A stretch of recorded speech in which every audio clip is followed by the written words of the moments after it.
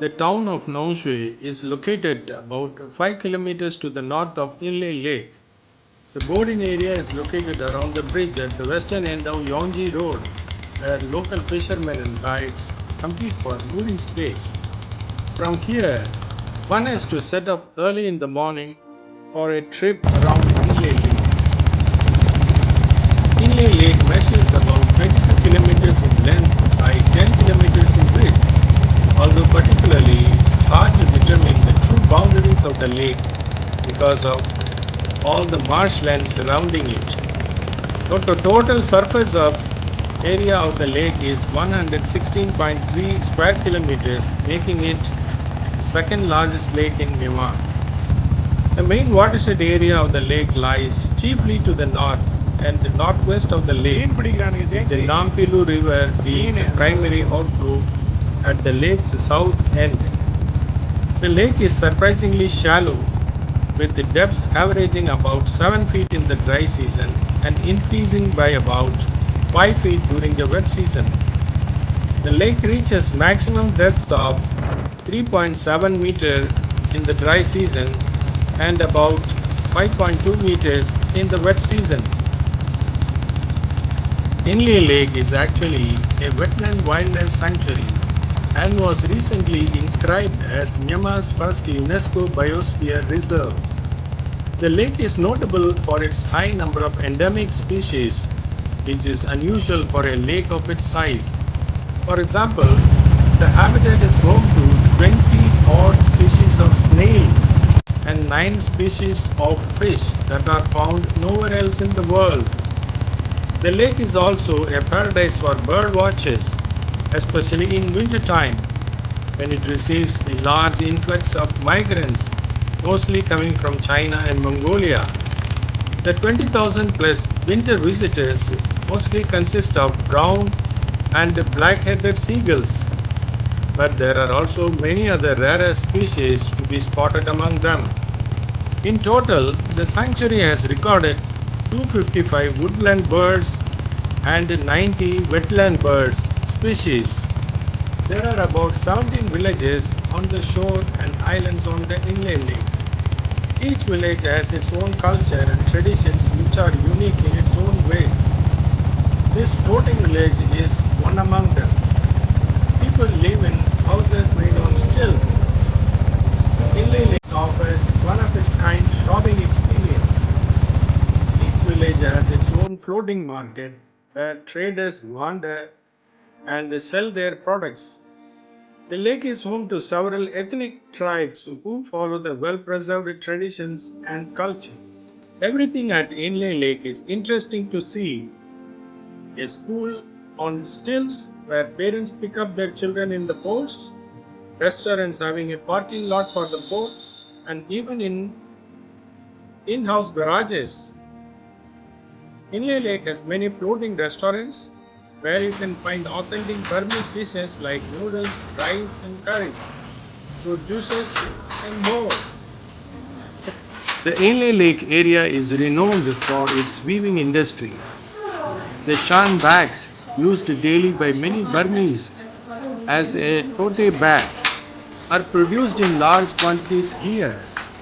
Silk weaving is another very important industry, producing high quality hand woven silk fabrics of distinctive design called Inle Longji, a unique traditional fabric called lotus silk made from the lotus plant fibers is produced only at Inle Lake and was used for weaving special robes for Buddha called Kyatinga,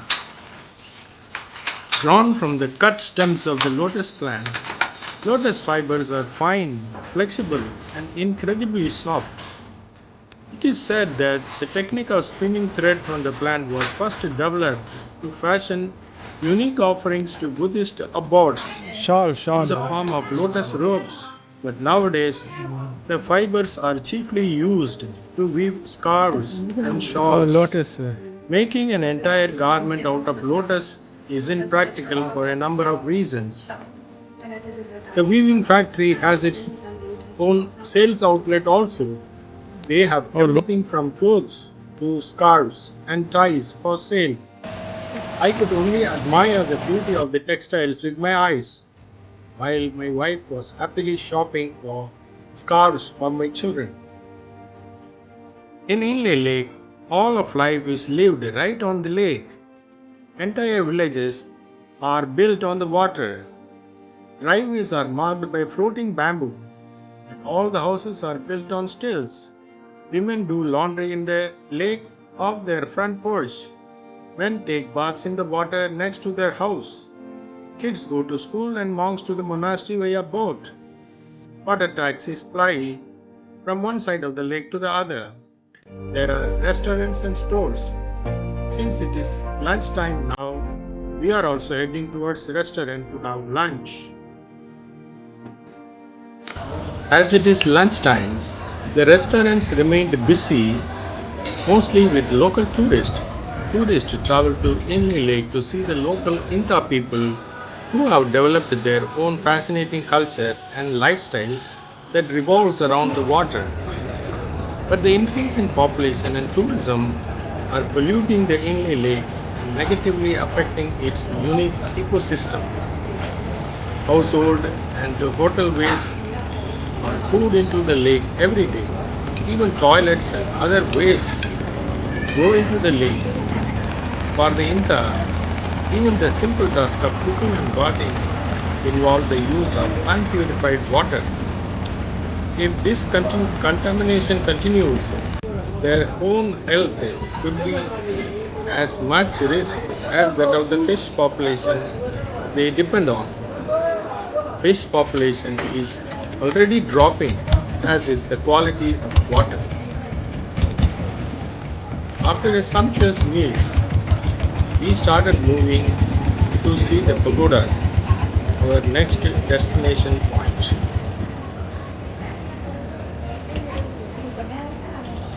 This is Alodopop Pagoda. The Alodopop Pagoda is located in Nampang village, Nangshu Township, Shan State. Alodopop Pagoda can be visited on an Inle Lake boat tour. The pagoda is one in 84,000 small and big pagodas constructed by the king Tri Dhammagauka. Originally, it was named Impaya Pagoda, later named as Yadana Pagoda before changing the name to the current one. The king Anavarta redesigned the pagoda when he arrived in Inle Lake.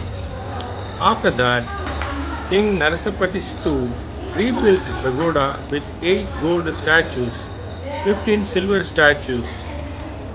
The pagoda was rebuilt and redesigned by many kings such as King Alongsitu, King Anvarta, kings of Bagan era. The pagoda is famed for its patronage by ancient monarchs. The pagoda, one of the oldest one in Inle Lake, enshrines a gem-encrusted Shan-style pagoda. This is Pongda U Pagoda. Pongda U Pagoda is a notable Buddhist pagoda in Myanmar, located in the village of Yama on inland Inle Lake in Shan State. The pagoda is the site of a major annual pagoda festival during which temple's principal Buddha images are circulated on a royal barge across Inle Lake. The pagoda houses 5 small gilded images of Buddha ranging from 9 to 18 inches tall. Being essentially solid gold, the images are extremely heavy. Annually, during the Burmese month of the Dincho, an 18-day pagoda festival is held, during which 4 of the Buddha images are placed on a replica of a royal barge designed as a Hintha bird and taken throughout Inle Lake.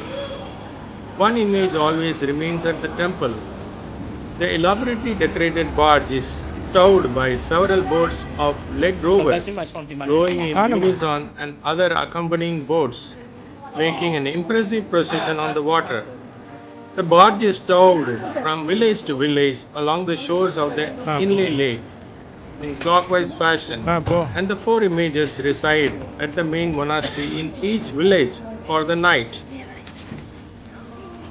Sometime in the 1960s, during a particular windy day, when the waves were high on the lake, barge carrying the images capsized and the images tumbled into the lake. It was said that they could not recover one image, but that when they went back to the monastery, the missing image was miraculously sitting in its place. Now we are at Napechao Monastery. Napechao Monastery is a beautiful wooden monastery built on stilts around 200 years ago over the Inle Lake. It is considered the oldest and largest monastery in Inle Lake region. It is set among the floating gardens and well worth a visit, especially if you are on a way to or back from Pondou Pagoda. These attractive wooden monastery houses an impressive collection of Buddha images in Shan, Tibetan, Bagan, and Ewa styles. The tall mosaic decorated pedestals and cases built for the images showcasing Shan and Northern Thai Buddhist art have a history of more than 100 years. Locally known as Jumping Cat Monastery, Napechao Monastery is best known for the cats that were trained to jump through hoops. After the death of the head monk, the trained cats have all since died or retired, and the new head monk doesn't think it proper for monks to train cats to perform tricks for tourists. We have now come to the floating pond of Inle Lake. Let's see how floating ponds are made. Firstly, naturally occurring clumps of water, hyacinth, seagrass, and other lake debris are captured by the farmer and secured in position using bamboo poles. These are driven into the deep mud at the bottom of the lake in areas of water between 1 and 5 meters deep. The newly created island is allowed to knit together and grass is encouraged to grow on the surface. The grass is then cut, dried, and finally burnt to create a nutritious dressing of ash. More seagrass is heaped on top with a final layer of fine mud from the bottom of the lake. Eventually, the mats become 1 meter thick with about a third of that water level. They are very stable. Seed is planted in the fertile mud and the young plants are supported by bamboo canes. Depending on the season, they are used for tomatoes, cucumbers, gourds, and pulses. The other places of interest to visit on the trip are the 5-day market, floating market, silver and goldsmith workshop. Silversmithing has been their family business for generations for many families in Inle Lake. There are approximately 100 silversmiths in one village itself. In the current local market, most of the silver crafting is done using machines, but foreigners prefer only handcrafted products. Next is the cherut making workplace, mostly done by women folk. Final is the Indian pagoda for the day. Inle Lake in Myanmar is really a gem waiting to be discovered by many more. Surrounded by Shan Hills, it offers a captivating blend of natural beauty and cultural richness. A unique sight of locals skillfully navigating their boats with leg rowing adds a touch of charm.